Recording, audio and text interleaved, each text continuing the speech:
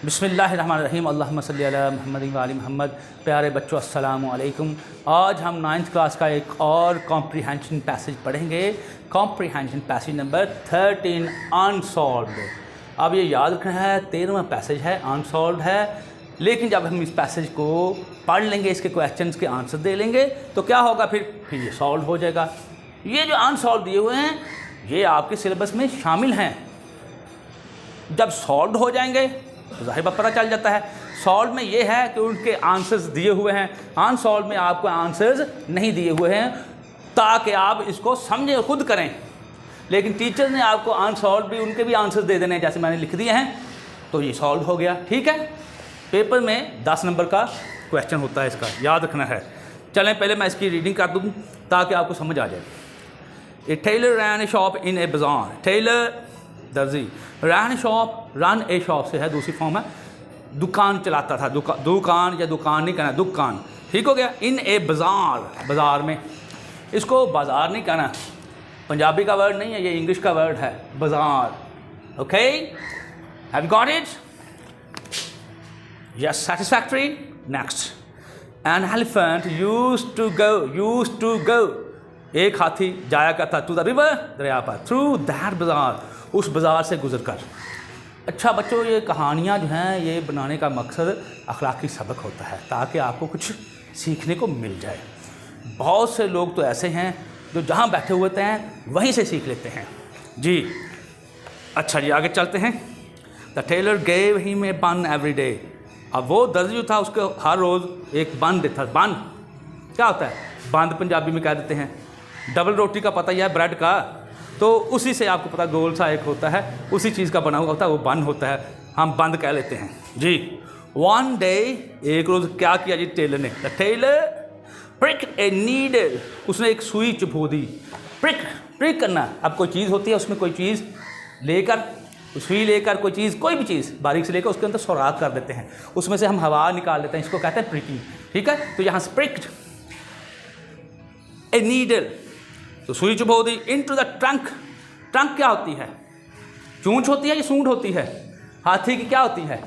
सूंड होती है। ठीक है ना, सूंड में चुभो दी ऑफ द एलिफेंट, हाथी की। ट्रंक, ये मैंने लिखा भी है, ये ट्रंक।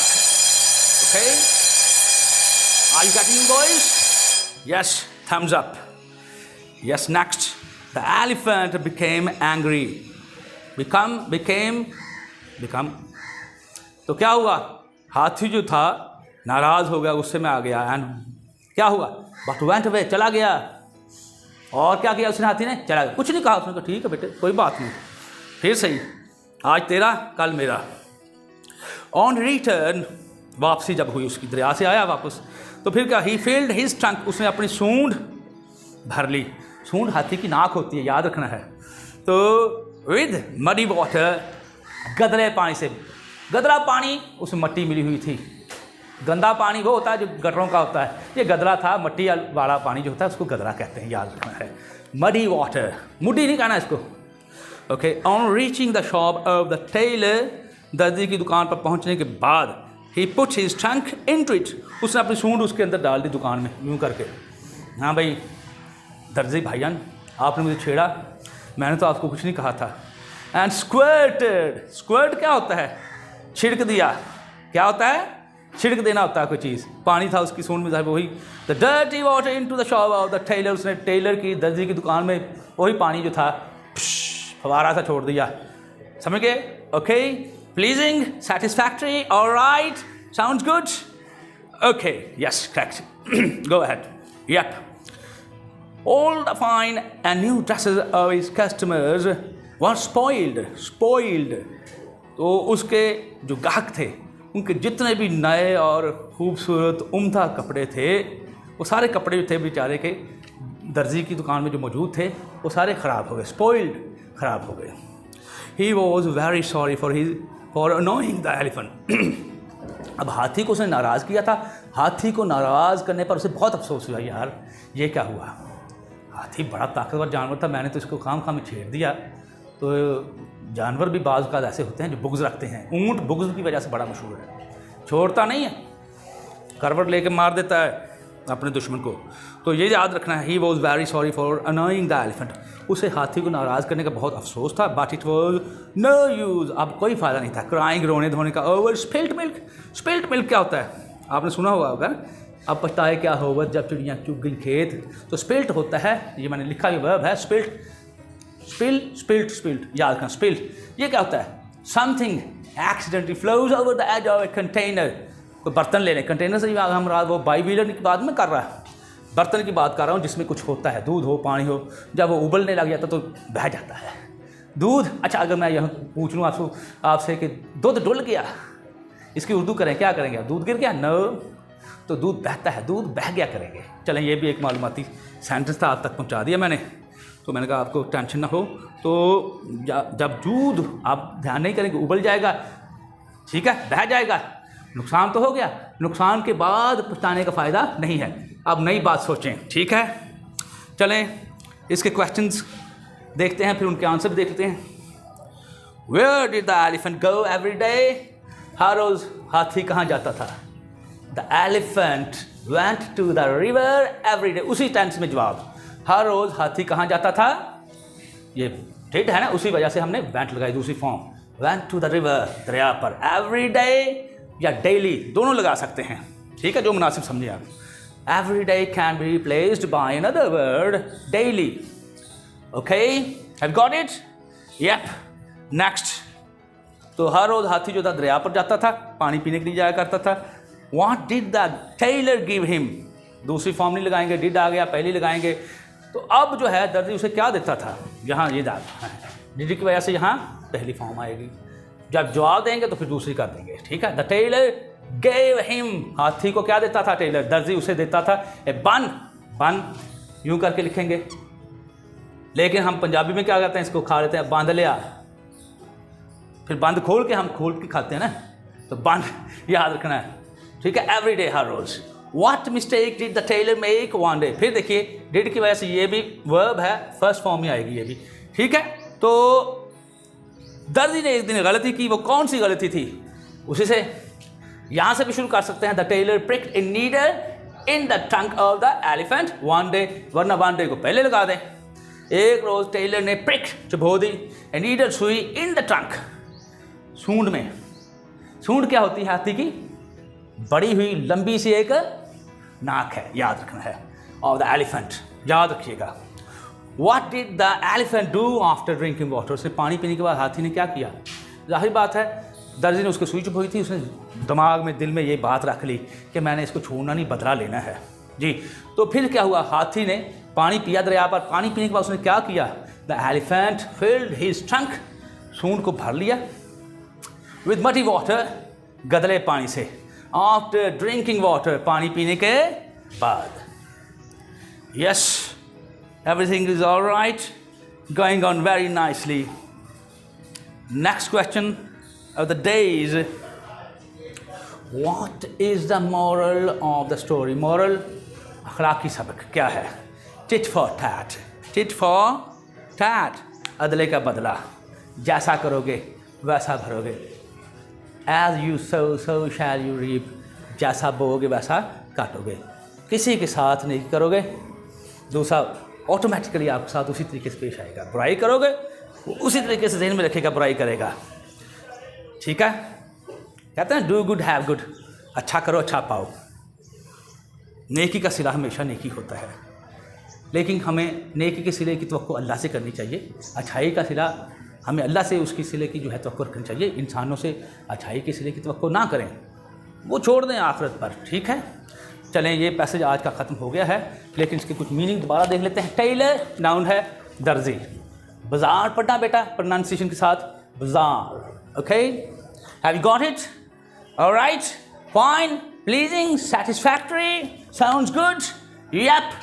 नेक्स्ट, मडी, एडजेक्टिव है, गदला, ट्रंक, सूंड, स्क्वर्टेड, इसकी पहली फॉर्म हम देखेंगे, स्क्वर्ट, ये प्रोनाउंसिएशन मैंने लिख दी है, छिड़काव करना, अनोइंग, अगेन एडजेक्टिव है, खफा करने वाली कोई बात होती है तो उसको कहते हैं अनोइंग, नाराज़ करने वाली चीज़।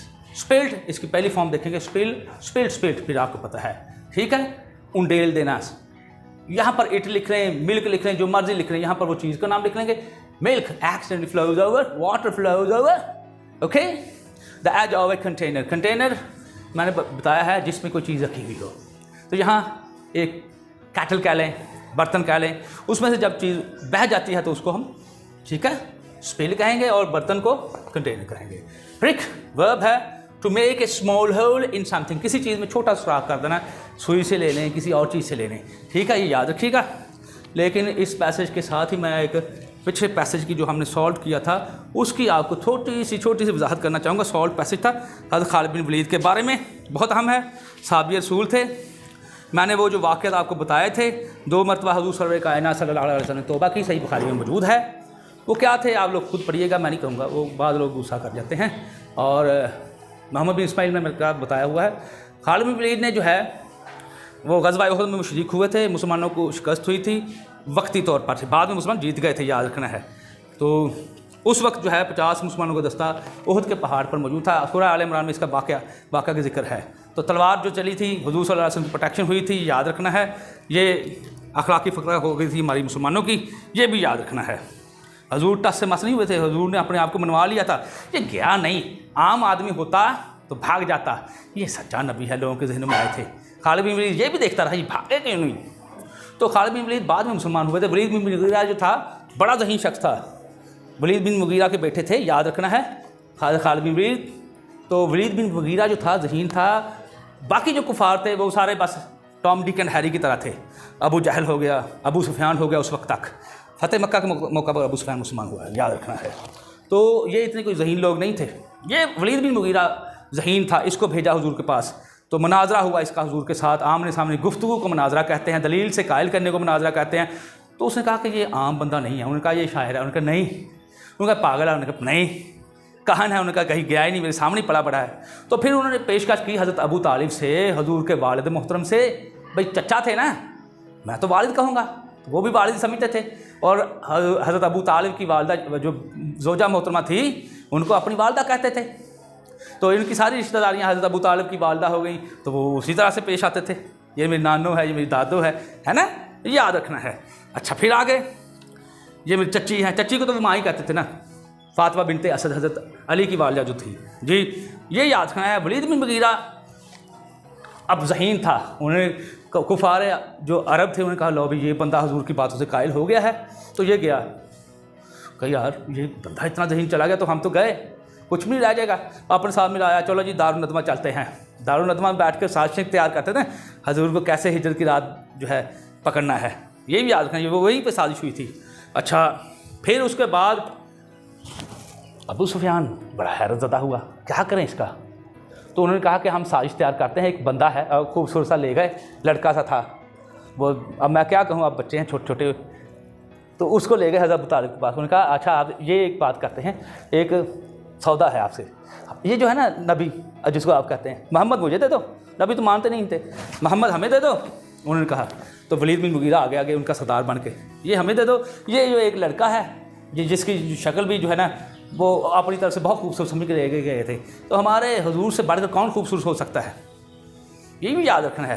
तो उन्होंने कहा आप इसकी परवरिश करें, ये हमें दे दें।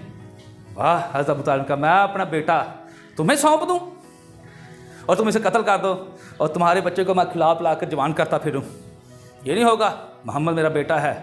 याद रखना है हज़रत अबू तालिब की जो अंगूठी थी वह अहले बैत के पास मौजूद रही है, मोमिन क्रैश हैं, सैयदुल जो है बतहा उनका लक़ब है, रईस मक्का नाम है उनका, जिसका नाम रईस मक्का हो उसके बारे में 10वीं क्लास में मौजूद है कंट्रीज पैसेज में। हज़रत अबू तालिब अमीर नहीं थे, उनका बेटा अमीर कायनात है, मौला अली सरकार, अमीर कायनात, अमीरुल मोमिनीन जिसका बेटा है वो गरीब होगा ये तो बड़े ही अफसोस की बात है, हम समझते ही नहीं, पढ़ते ही नहीं हैं। तो ये भी याद रखना है। हज़रत अबू तालिब ने साफ इनकार कर दिया, नहीं दूंगा मैं, मुझे पता उनकी अंगूठी भी ये लिखा हुआ था, ये मैं आपको बता रहा था कि क्या लिखा होता है, मैं अल्लाह के रब होने पर राज़ी हूँ और ये जो मेरे भाई का बेटा है ये नबी है और मेरा बेटा जो अली है वो उसका वसी है, यानी कि उसकी वसीयत पर अमल करने वाला है। जब मोहम्मद ज़ाहिरी तौर पर दुनिया से पर्दा फरमा जाएंगे, अल्लाह के मज़ीद करीब हो जाएंगे, तो उसके बाद जो है उनके मिशन को ये जारी रखेगा। वैसा ही हुआ, कभी दुश्मनों के सामने घुटने नहीं टेके मौला अली सरकार की जंगें बाद में इसीलिए हुई हैं। जो लोग इनके सामने आते रहे वो ना उनको नहीं छोड़ूंगा नहीं। ये हुजूर ने बता दिया था मेरी जो लड़ाइयाँ दुश्मन के साथ है वो तंजील पर हैं, यानी कुरान के नज़ूल पर। वो कुरान को मानते नहीं थे, ठीक है, तंजील पर हुई, अली की तावील पर होंगी, यानी कि अली जब कुरान की तशरीह समझाएगा, आयात समझाएगा तो ये समझेंगे नहीं। तो ऐसा ही हुआ, हुजूर ने बता दिया था ये। हज़रत अच्छा खालिद बिन वलीद की बात कर रहा था, तो खालिद बिन वलीद के वालिद साहब की बात हो रही, वलीद बिन मुगीरा, ठीक है, मानता नहीं था, वो कहता ये ऐसा ऐसा ऐसा, वो तो दाहिर बात नकलें उतार कर मैंने कहा होगा कि ऐसे बताते हैं लोग, ठीक है।